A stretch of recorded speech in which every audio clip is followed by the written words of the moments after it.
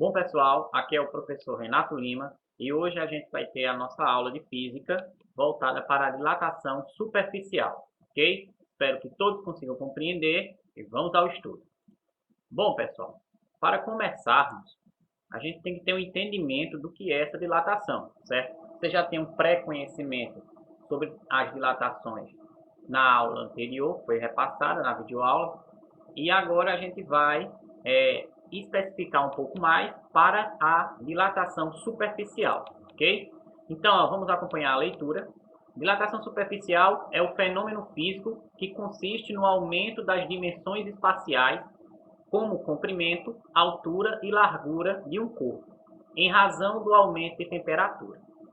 Dilatação superficial é o nome dado ao fenômeno em que há um aumento da área de um corpo ocasionado por um aumento de temperatura. Esse tipo de dilatação ocorre em corpos de simetria superficial, como placas, tampas de mesa, tábuas, azulejos e etc. Então, pessoal, é importante falar o seguinte: a dilatação superficial, diferentemente da linear, onde a linear se preocupava com o comprimento apenas, né? O aumento do comprimento quando é colocado em uma alta temperatura, a superficial não é só com comprimento. Então ele deixa bem claro aqui, certo? Que a dilatação superficial ele se preocupa tanto com o comprimento como largura, que é a espessura também, certo? Então é isso que diferencia a dilatação linear para a superficial. A dilatação superficial depende do coeficiente de dilatação superficial. Esse coeficiente, cuja unidade é o grau Celsius elevado a -1, é uma característica de cada tipo de material, mas guarda uma relação de proporcionalidade com o coeficiente de dilatação linear. Ou seja, a dilatação superficial ela tem a sua especificidade, mas ela está ligada também à dilatação linear. E é exatamente no coeficiente de dilatação. Por quê? Como vocês estão vendo aí, o coeficiente de dilatação superficial é conhecido pela letra grega beta, ok? Mas esse beta, para a gente encontrá-lo, a gente basta pegar o valor do alfa, que é o coeficiente de dilatação linear, e multiplicar por 2. Mas por que está falando isso, professor? Algumas questões ele não vai fornecer para você o coeficiente de dilatação superficial já prontinho. Pode ser que a questão seja de dilatação superficial, mas ele forneça, ao invés do beta, que é o coeficiente superficial, ele forneça o alfa, que é o coeficiente de dilatação linear. Aí, para você fazer a transformação, basta você pegar o valor que ele forneceu do alfa, caso a questão forneça o alfa, e multiplicá-lo por 2. Assim você acha o beta. Então, é nesse sentido que tem a comparação da dilatação linear para a dilatação superficial, ok? Então, vamos prosseguir aqui. Podemos entender essa relação se visualizarmos que na dilatação superficial ocorrem duas dilatações lineares, uma para o comprimento e outra para a altura do corpo. É importante ressaltar que a relação mostrada anteriormente é válida somente para corpos formados por substâncias puras e homogêneas. Pessoal, substâncias puras. O que é substâncias puras? São aquelas substâncias, certo? Que não se modificam em pressão e temperatura constantes, ok? E homogêneos, como vocês sabem, que não dá para diferenciar um do outro, ok? Vamos prosseguir. Aqui nós temos a fórmula. Confira a fórmula que é utilizada para calcular o módulo da dilatação superficial, a variação de área sofrida por um corpo quando é aquecido. Então essa é a fórmula, uma das, né, são duas na verdade, fórmulas que a gente vai utilizar na dilatação superficial. E aqui a gente tem o significado de cada uma dessas variáveis. Então o ΔS aqui é a variação da área, que é importante falar, pessoal, que em alguns lugares vai aparecer a fórmula dessa maneira, mas tem alguns lugares que esse S pode ser substituído por A. Então ficaria ΔA, mas isso não vai modificar a utilização da fórmula. É porque alguns professores, alguns livros, preferem colocar ΔA ao invés de ΔS. Mas tanto ΔS como ΔA vai significar variação da dilatação da área, certo? Então, ó, o S0 ele significa área inicial, lembrando que tem que estar em metros quadrados. O beta, como já foi mencionado anteriormente, é o coeficiente de dilatação superficial, ok? E isso daqui, pessoal, é apenas a unidade de medida, certo? Então, é graus Celsius elevado a -1, só a unidade de medida. E temos aqui o ΔT, que é a variação de temperaturas, que vai estar em graus Celsius. É importante também ressaltar que esse ΔT pode aparecer como Δθ, que é uma letra grega que eu até coloquei mais à frente, já para poder a gente já se assemelhar a isso, ok? Vamos prosseguir então. Aqui, ó, além dessa forma, podemos calcular a dilatação superficial de outra maneira, de modo a encontrarmos diretamente qual é a área final do corpo. Então, vamos conferir. Então, ó, aquela primeira fórmula que eu coloquei é para descobrir o que, em essência? A variação da área. Essa fórmula aqui, ela já é feita para calcular a área final. Porque tem questão que vai pedir para você calcular a variação da área e tem questão que vai pedir para você calcular a área final. Então, se for para calcular a área final, vai ficar bem mais fácil para vocês utilizarem essa fórmula, ok? E a utilização dela vai ser também explicada posteriormente. Então, ó, aqui nós temos o S somente, perceba que o delta já desapareceu. E esse S vai significar área final, igual a área inicial, vezes, abre parênteses, 1, mais o nosso beta, vezes o ΔT, que é a variação de temperatura, fecha parênteses.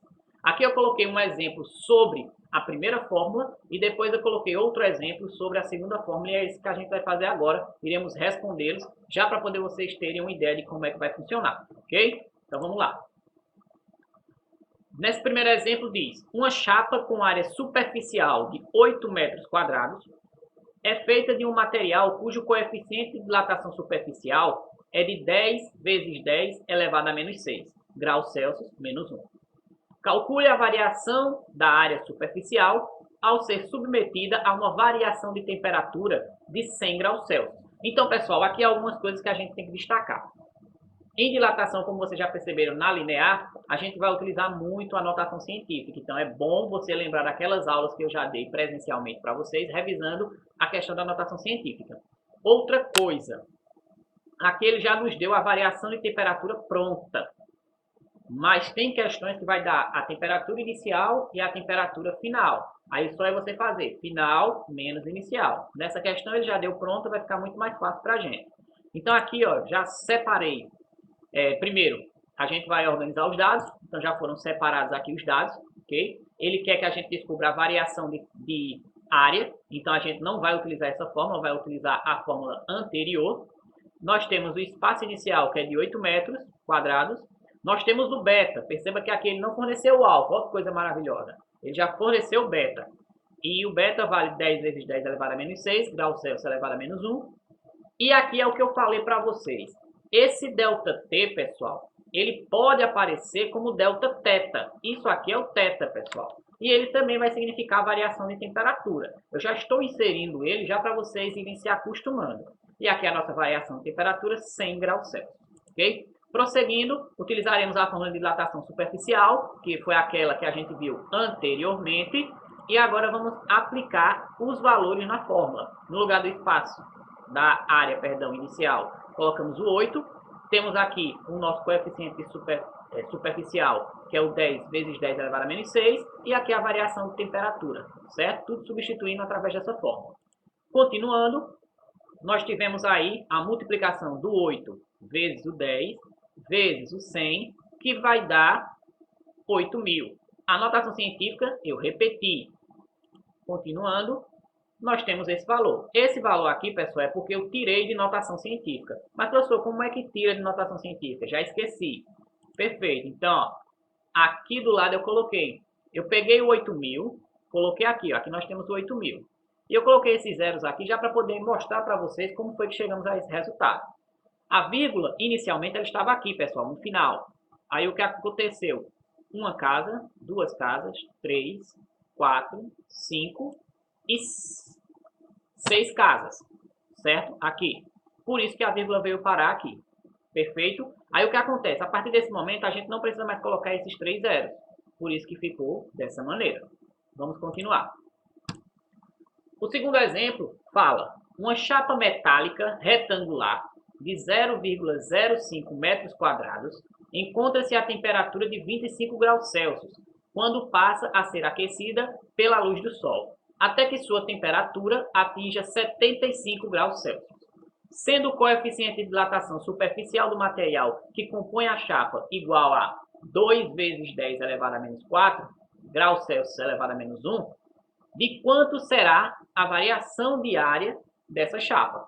Então, vamos lá. A fórmula que a gente vai utilizar agora já não vai ser a de variação da área, porque ele quer a área final. É isso que ele quer que a gente calcule nessa questão. Ele não quer que a gente calcule o ΔS, ele quer apenas o S, ok? E agora a gente extrai os valores da questão, utilizando a seguinte situação. 0,05 é a nossa área inicial, ok? Por isso que foi substituído. 1, ele sempre se repete, porque é da fórmula. O beta, nós temos ele aqui, certo? E é por isso que ele apareceu aqui.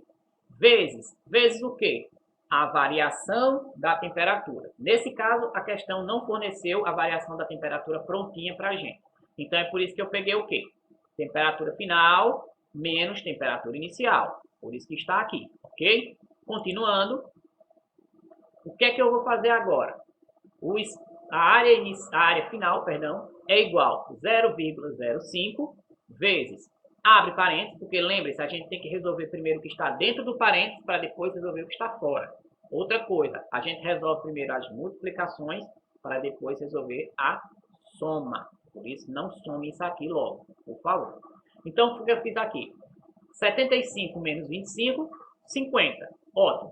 Desapareceu esse parêntese aqui. Aí agora eu vou fazer a multiplicação.